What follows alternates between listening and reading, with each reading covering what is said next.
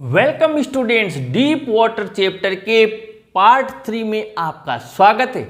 जहां से हमने कंप्लीट किया था वहां से आज आगे बढ़ते हैं। आपको पता होगा कि विलियम डगलस को जो वो एक लड़का था वो स्विमिंग पूल में फेंक देता है और वो वहां से फिर लास्ट में बाहर निकलता है। उसके बाद में उसे पानी से और ज़्यादा डर लगने लगता है और वो निर्णय करता है कि वो कभी भी पानी के पास नहीं जाएगा। उस घटना के बाद वो कभी स्विमिंग पूल के पास भी नहीं गया। This handicap stayed with me as the years rolled by. Handicap का मतलब तो वैसे अपंग हो जाना, अपाहिज हो जाना होता है, लेकिन यहाँ पर इसका अर्थ है बाधा, रुकावट। एक तरीके से ये जो बाधा थी, ऑब्स्टेकल थी, जिसने कि मुझे जैसे जैसे रोल्ड बाय गुजरते गए, ईयर्स यानी वर्ष, मेरे साथ स्टे यानी ठहर गई। ये बाधा मेरे साथ वर्षों वर्षों बीतते गए, लेकिन ये ठहरी रही। In canoes on Maine lakes fishing for landlocked salmon. अब ध्यान से समझें। इन कनूज, कनूज का मतलब पेडल से चलाने वाली हल्की नावें। तो कनूज के साथ में जब मैं मेन झीलों में गया फिशिंग करने के लिए, मछली पकड़ने के लिए, कौन सी मछलियाँ? लैंड लॉक्ड यानी धरती से, जमीन से गिरी हुई सैमन प्रकार की मछली को पकड़ने गया। वहाँ भी वो डर जो मेरे साथ था पानी का, वो बरकरार रहा। Base fishing in New Hampshire. जब मैं न्यू हैम्पशायर में, बेस ये भी मछली का प्रकार है, बेस प्रकार की मछली का पकड़ने के लिए गया, तब भी मेरे साथ बना रहा। Trout fishing on the Deschutes. जब मैं ट्राउट, ये भी मछली का प्रकार है, ट्राउट प्रकार की मछलियां पकड़ने के लिए डेसूट्स में गया, तो वहां भी ये डर रहा साथ में। And Metolius in Oregon, Oregon में मेटोलियस में गया, तब भी ये मेरे साथ रहा। Fishing for salmon on the Columbia, Columbia में जब मैं फिशिंग करने गया, मछली पकड़ने, सेमन प्रकार की मछली। At Bumping Lake in the Cascades, और कास्केड्स में, बम्पिंग लेक में गया, तब भी ये मेरे साथ रहा। यानी इतनी जगह जहां जहां भी वो गया, वेनेवर यानी जहां भी, आई वेंट में गया। द हॉन्टिंग फियर, हॉन्टिंग यानी रिपीट, किसका रिपीटिशन, किसका? फियर का, डर का पुनरावृत्ति होना, बार बार आना, यानी लौट कर आने वाला भय। ओ वाटर फॉलोड मी, मेरे साथ रहा। It ruined my fishing trips, इसने मेरी जो फिशिंग यानी मछलियां पकड़ने की जो ट्रिप्स थी, यात्राएं थी, उन्हें बर्बाद कर दिया था, नष्ट कर दिया था। Deprived me of the Joy of canoeing, boating and swimming. Deprived यानी वंचित कर देना, किसी चीज से अलग कर देना, उससे दूर कर देना। डिप्राइव्ड कर दिया यानी वंचित कर दिया मुझे जो आनंद था। कैनोइंग यानी कि हल्की नावें, बोटिंग जो दूसरी नावें होती है, और स्विमिंग तैरना, तैराकी, इन सब के आनंद से दूर कर दिया। I used every way I knew to overcome this fear. मैंने पूरी कोशिश की, ओवरकम यानी पार पाने की, इस डर के ऊपर। But it held me firmly in its grip, लेकिन इसने मुझे हेल्ड कर लिया, जकड़ लिया था। ग्रिप यानी इसकी पकड़ में पूरी तरीके से। फाइनली, आखिरकार, अब ये थोड़ी ध्यान रखने वाली चीज आई है आपके, और ये आई है 1 अक्टूबर। यहां पर एक चीज लिख रहा हूं, 1 अक्टूबर को क्या हुआ? 1 अक्टूबर को I decided to get an instructor and learn to swim. तो 1 अक्टूबर को क्या हुआ? द ऑथर, राइटर, नरेटर, जो भी लिखो, decided to get an instructor, एक इंस्ट्रक्टर रखने के लिए उसने निर्णय किया।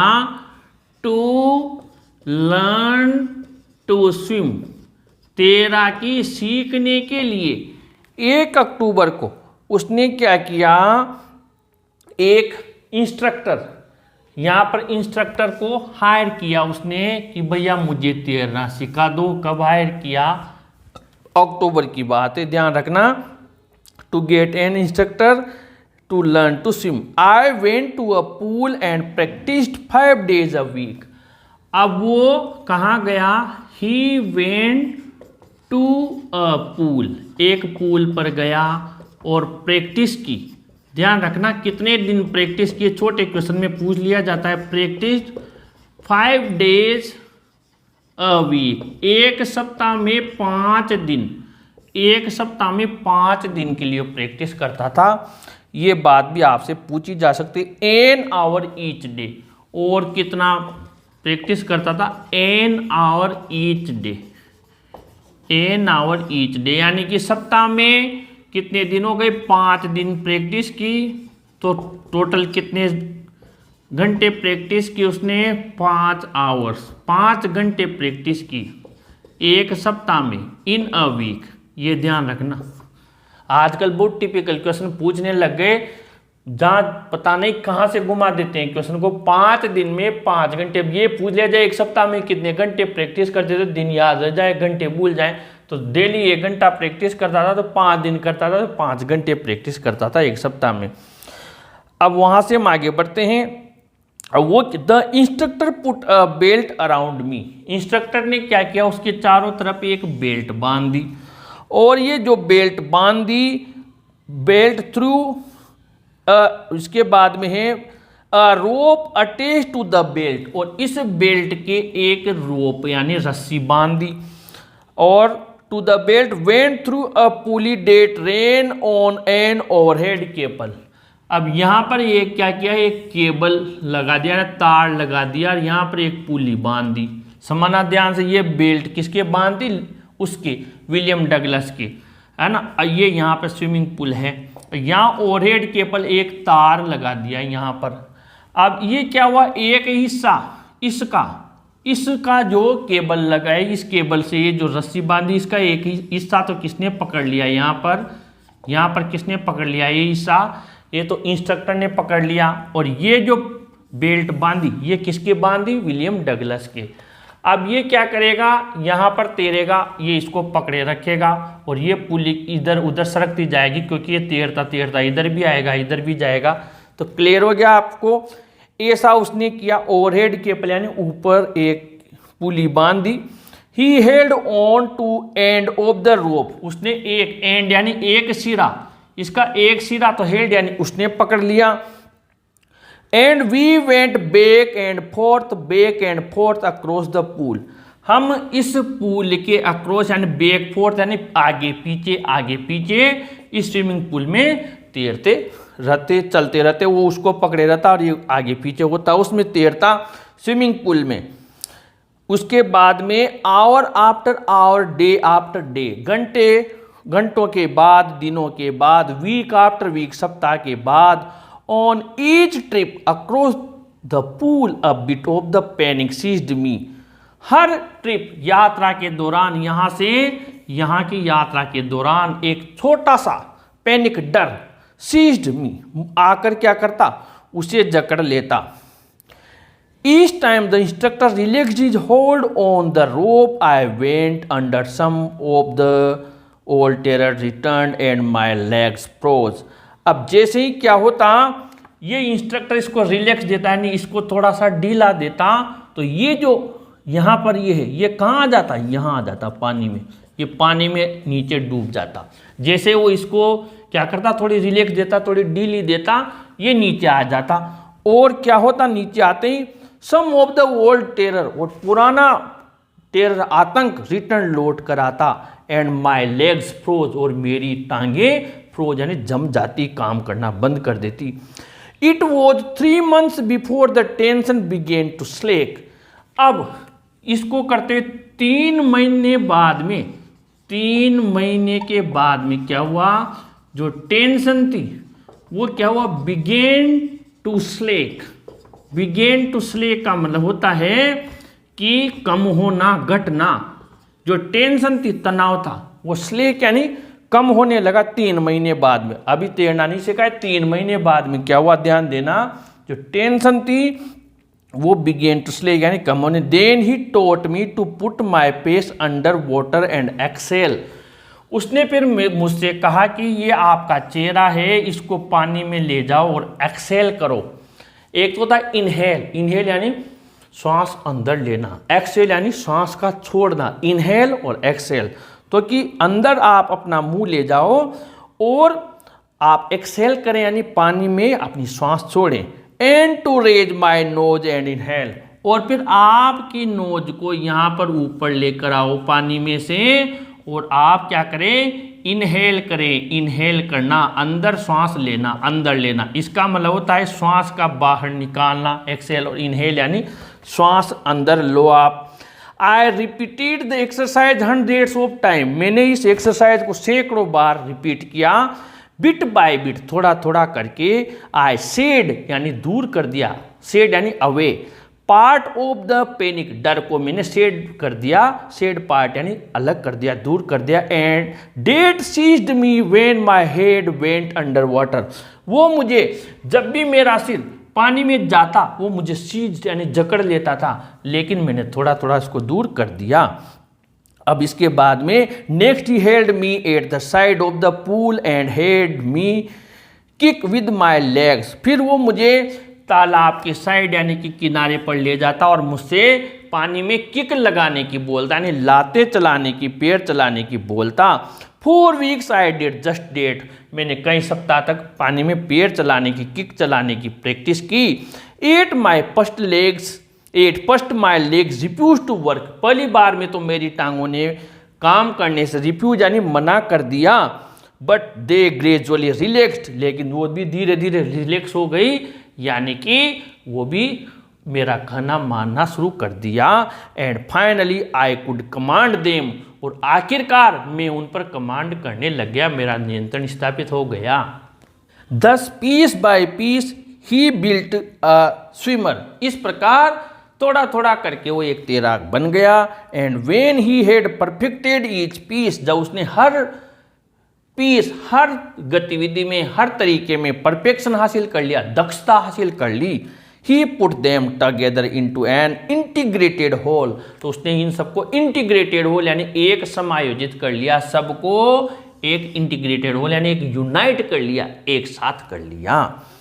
उसके बाद में इस प्रकार in April he said now you can swim, अब अक्टूबर में हायर किया था, अब अप्रैल में, इन अप्रैल के महीने में इंस्ट्रक्टर ने उससे क्या कहा, नाउ यू कैन स्विम, अब आप तैर सकते हो, नाउ यू कैन स्विम, ऐसा इंस्ट्रक्टर ने बोल दिया उसको।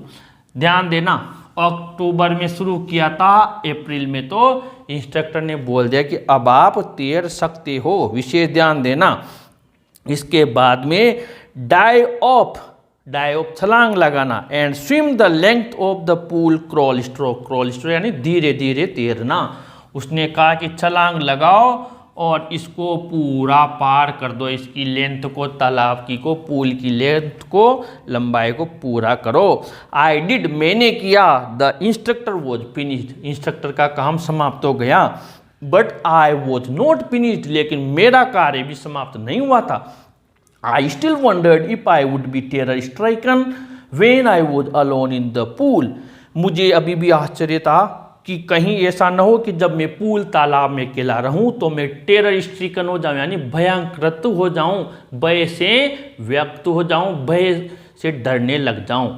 कुल मिलाकर ये है कि मैं जब अकेला रहूंगा तो क्या उस सिचुएशन में नहीं पहुंच जाऊंगा जब मैं शुरुआत में था कि मैं पानी में अकेला तैरना सीखूं या तैरने के लिए जाऊं तो मैं डूब जाऊं, तो कहीं ऐसा ना हो जाए। तो टेरर स्ट्रिकन का मतलब भय से युक्त हो जाना। In the pool I tried it, तालाब में मैंने इसी कोशिश की। I swim the length up and down, मैंने इसकी स्वयं यानी तैराकी करना, अप एंड डाउन यानी यहाँ से लेकर वहाँ तक मैंने पूरा तैराकी की मैंने। टाइनी वेस्टिजेज, टाइनी यानी छोटे छोटे, वेस्टिजेज यानी अवशेष, भाग, छोटे छोटे अवशेष, ऑफ द ओल्ड टेरर, पुराने आतंक के, वुड रिटर्न आते।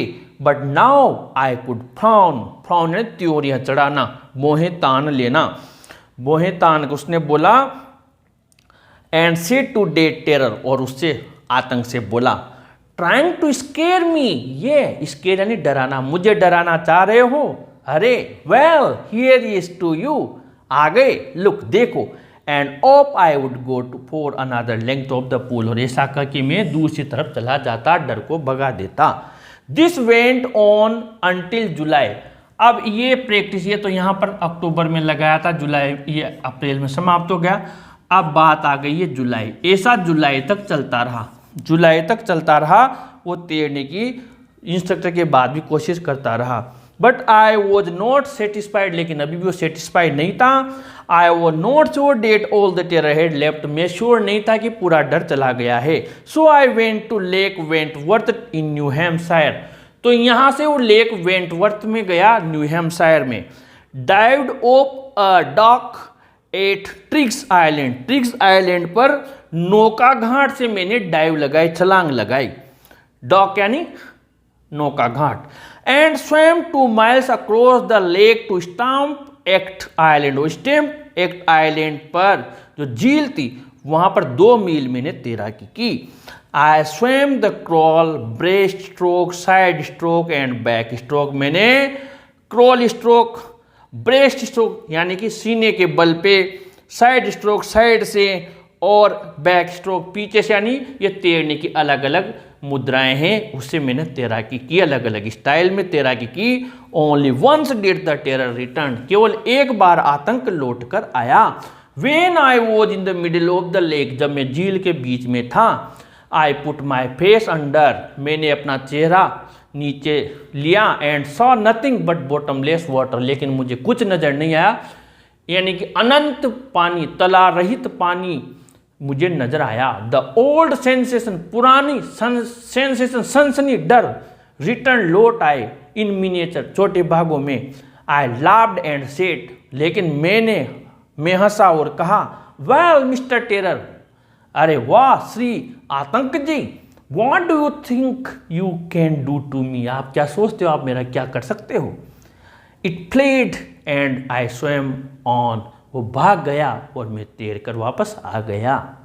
येट आई हैड रेसिजुअल डाउट्स, फिर भी मुझे थोड़े बहुत रेसिजुअल यानी थोड़े बहुत हल्के डाउट्स यानी शक, संदेह थे।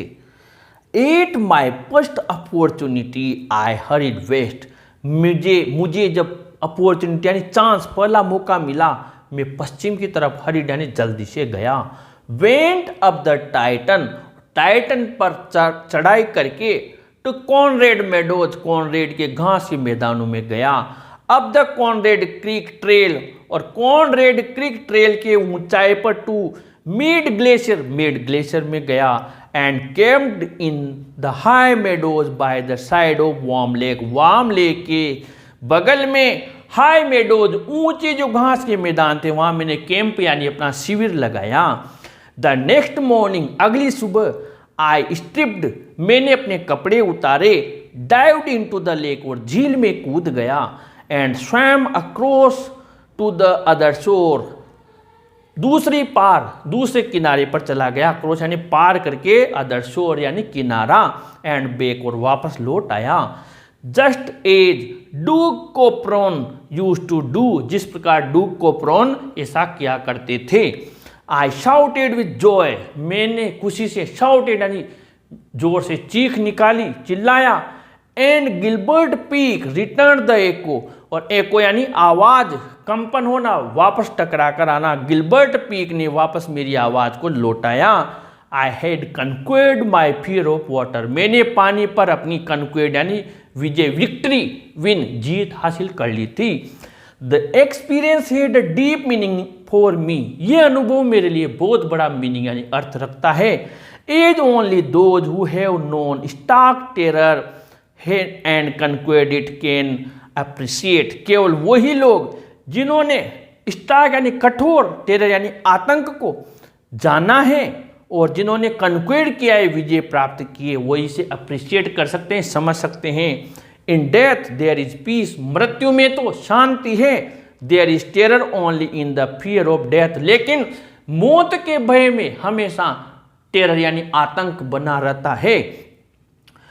As Roosevelt knew when he said, जैसा कि रूजवेल्ट जानते थे जब उन्होंने कहा, all we have to fear is fear itself, हमें जिस चीज़ का डर है होता है वो डर स्वयं है, यानी हम डर से ही डरते हैं। हमारे अंदर क्या है, वो कहते हैं all we have to fear, हमें जिससे डर लगता है, इज फियर इटसेल्फ, ये स्वयं डर ही होता है जिससे हमें डर लगता है।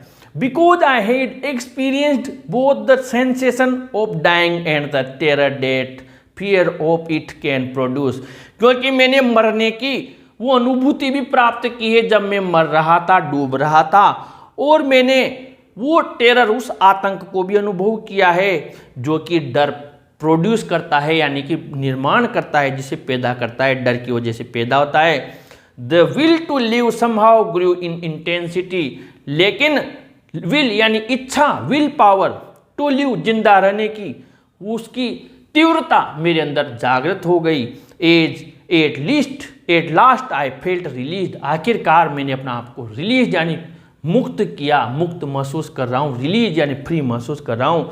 Free to walk the trails, में पगडंडियों पर, ट्रेल्स यानी पगडंडियों पर चलने को मैं आज स्वतंत्र हूँ। एंड क्लाइम द पीक्स, और चोटियों पर मैं चढ़ाई करने को, क्लाइम यानी चढ़ाई करना, मैं स्वतंत्र हूँ। And to brush aside fear, और जो डर है उसे मैं ब्रश असाइड, एक साइड पे करने के लिए स्वतंत्र हूँ। इस प्रकार ये आपका चैप्टर कंप्लीट हुआ।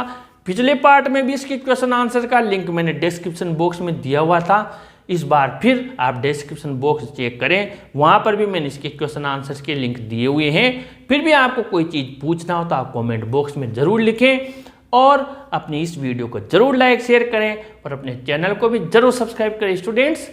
Thank you.